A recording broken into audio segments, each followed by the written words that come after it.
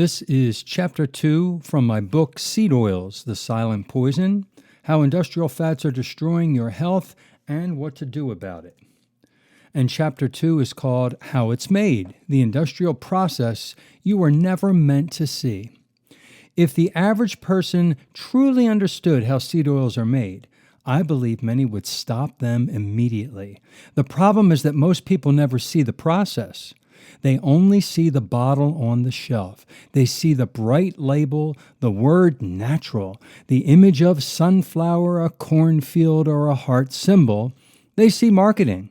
They do not see the machinery, the chemicals, the heat, the deodorizing towers, or the industrial refinement required to turn hard, dry seeds into clear liquid oil.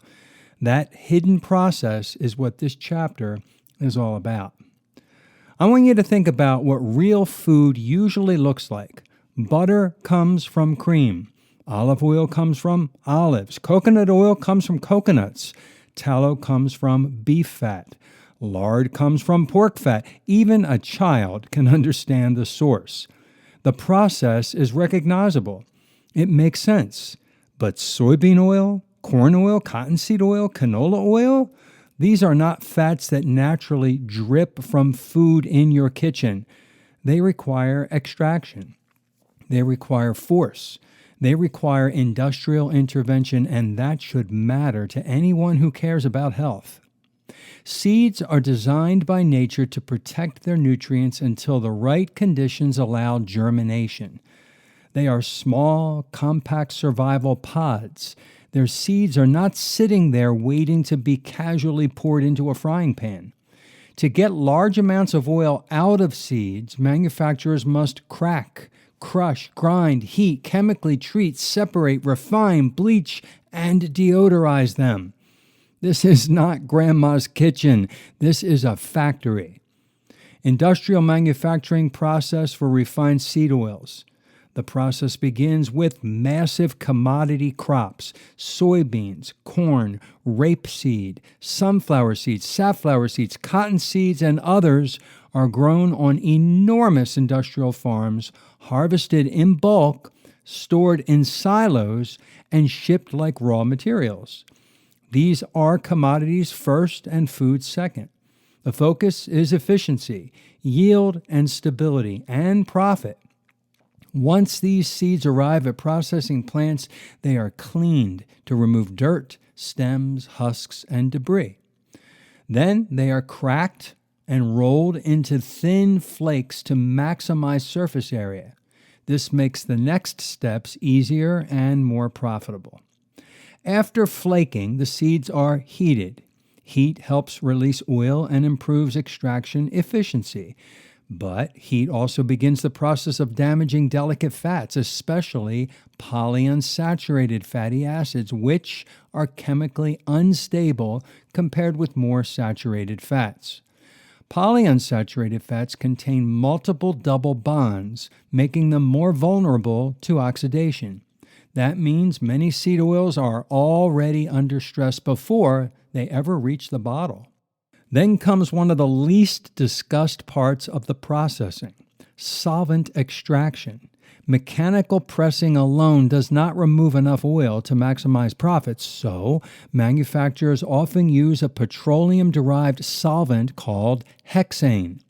Hexane is used because it efficiently dissolves oil from the crushed seed mesh. The oil is separated, and then the solvent is later removed through heating and evaporation steps. Industry will say residues are controlled and regulated. Perhaps they are, but that misses the larger point. Why has the public accepted a substance extracted with industrial solvent as a staple health food in the first place? Once the crude oil is separated, it is not ready for the shelf. Far from it. Raw extracted seed oil contains gums, waxes, pigments, odors, free fatty acids, trace minerals, and unstable compounds. It often looks cloudy, dark, and unappealing. If consumers saw crude soybean oil in that state, few would want it in their kitchen. So the next phase begins: refining. The first refining stage is often called degumming. Water, acids, or enzymes may be used to remove phospholipids and gummy material from the crude oil. Then comes neutralization, where caustic agents such as sodium hydroxide may be used to reduce fatty acids and improve stability. After that comes washing and separation steps to remove soaps and residues created during processing. Then comes bleaching. Most people assume bleaching means household bleach poured into oil. That is not the case, but the term exists for a reason. Bleaching commonly uses absorbent clays or activated carbon to strip pigments, oxidation byproducts, and impurities from the oil. The purpose is appearance and shelf appeal. Manufacturers want the oil to look clean, pale, clear, and marketable. Then comes deodorization, one of the most revealing steps in the entire process. Many crude seed oils have strong odors, bitter flavors, and unpleasant, volatile compounds after extraction and refining. To make them neutral tasting and odorless, the oil is exposed to high heat under steam vacuum conditions. Temperatures can become substantial. This helps remove smell and flavor compounds so the final product tastes bland and can disappear into processed foods, unnoticed. Think about that for a moment. If an oil must be deodorized before people will tolerate consuming it, what does that tell you?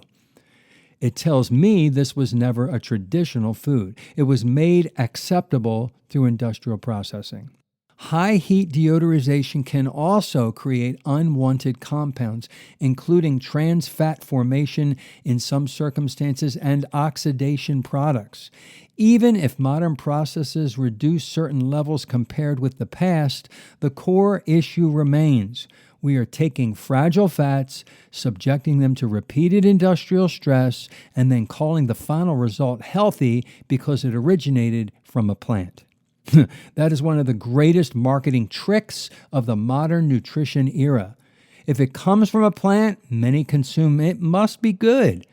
But cocaine comes from a plant. Tobacco comes from a plant. Hemlock is a plant. Plant-based is not a synonym for harmless. After refining, bleaching, and deodorizing, the oil may be winterized, blended, packaged, and stabilized with antioxidants to improve shelf life. It is then sold directly to consumers or used in restaurant fryers, salad dressings, mayonnaises, sauces, baked goods, infant formulas, snacks, frozen meals, and nearly every aisle of the supermarket. That means many people are not just consuming seed oils occasionally, they're consuming them constantly. Breakfast sandwich, which cooked in soybean oil, granola bar made with canola oil, restaurant lunch fried in canola oil, salad dressing with sunflower oil, protein chips with safflower oil, takeout dinner cooked on a flat top sprayed with vegetable oil, dessert made with shortening. This becomes a daily drip of industrial fats into the body. Supporters often say, oh, but humans need polyunsaturated fats. Yes, humans need essential fatty acids in appropriate amounts. That does not automatically justify drowning the modern food supply in refined seed oils at historically unprecedented levels. There is a massive difference between trace amounts in whole foods and concentrated industrial oils used in everything. Our ancestors did not consume gallons of deodorized soybean oil. They did not deep fry in canola oil. They did not eat snacks dusted with sunflower oil powder and call it health. They ate foods closer to nature, with fats occurring in natural packages. Another argument I hear is, these oils lower cholesterol. Even if a marker changes, we still have to ask the bigger picture. At what cost? Lowering one lab value does not automatically equal vibrant health. If an oil is unstable, prone to oxidation, easy to overconsume, and deeply embedded in ultra-processed foods, then we must evaluate outcomes more broadly than a single number. The oxidation issue is especially important. Polyunsaturated fats are more vulnerable to damage from heat, light, oxygen, and repeated frying. This can generate lipid peroxides and aldehyde compounds researchers have examined for their potential role in inflammation and cellular stress. Now think about restaurants reusing fryer oil for hours or days. Think about fast food. Think about the smell when you pass a deep fryer. That smell is not health. It is chemistry in motion. Then there is the omega-6 overload issue. Many seed oils are rich in linoleic acid and omega-6 fatty acid. Omega-6 fats are not evil in isolation, but modern intake levels have dramatically shifted compared with historical patterns, especially as traditional fats were replaced with industrial oils. Excessive imbalance may influence inflammatory pathways in susceptible individuals. Once again, dose matters. I also want people to understand the psychology behind all this. Seed oils did not become dominant because populations demanded them after centuries of wisdom. They became dominant because they were cheap, scalable, profitable, and heavily promoted. Surplus industrial byproducts and commodity crop oils needed markets. Nutrition messaging helped create them. Cottonseed oil is a fascinating example. Cotton was historically a textile crop. The seeds were once considered waste, but waste can become profit if marketed cleverly. Over time, industrial ingenuity transformed what was once discarded into a commercial food ingredient. That pattern should make all of us pause. Whenever something is cheap to produce, shelf-stable, easy to transport, and can be inserted into thousands of packaged food products, industry pays attention. That does not mean it belongs in the human diet at scale. I always ask a simple question. If I made this substance in front of you from scratch, would you eat it? If I showed you cracked soybeans, heated mash, hexane extraction, caustic refining, bleaching clay, deodorizing towers, then handed you a bottle and said, pour this on your salad, would you feel enthusiastic? Most people would hesitate, and that hesitation is wisdom. Now, compare that with butter melted over steak, egg yolks in a pan, beef tallow for roasting, extra virgin olive oil pressed from olives, avocado sliced fresh, coconut meat, or the natural fat attached to a ribeye. Those foods are recognizable. They make biological sense. They require explanation only because modern marketing has confused people. I'm not saying every drop of seed oil is instant poison.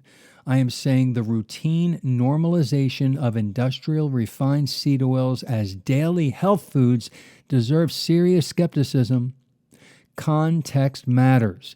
Dose matters. Frequency matters. The total dietary pattern matters. But pretending these oils are equivalent to traditional fats simply because they are liquid and come from plants is nutritional theater. So what should you do?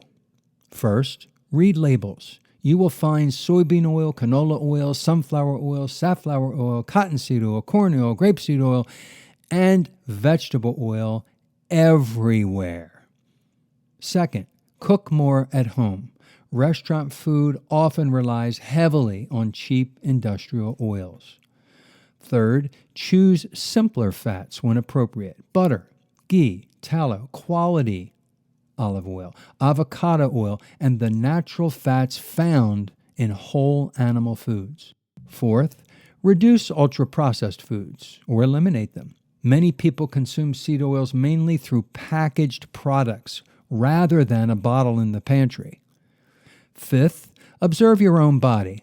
Energy, satiety, skin, digestion, inflammation, body composition, and cravings often tell a story that marketing never will.